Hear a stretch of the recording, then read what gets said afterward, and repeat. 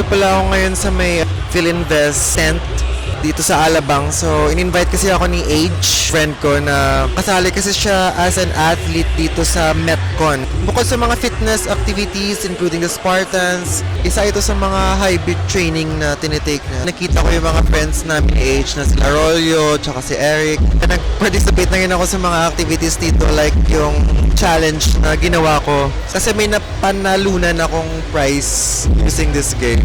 So, as you can see, maraming mga athletes yung kasali dito. Realize ko hindi lang puro taga Maynila, so maraming mga kalahok from other provinces like Siargao. First time ko actually pumunta sa ganitong event. This event has a lot of brand partnership din.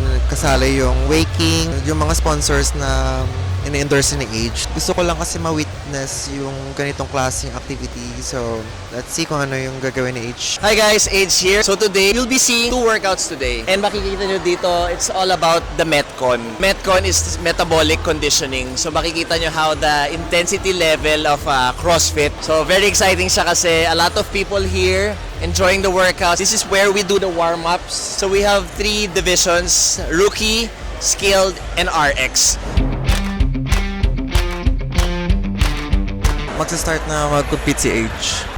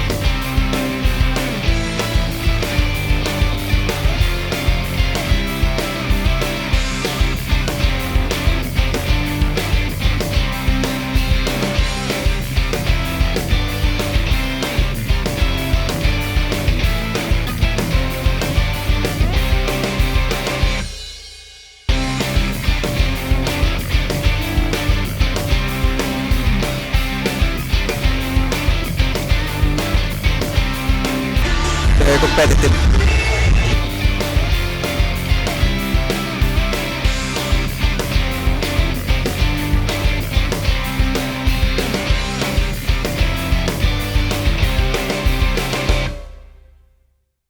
How do you feel?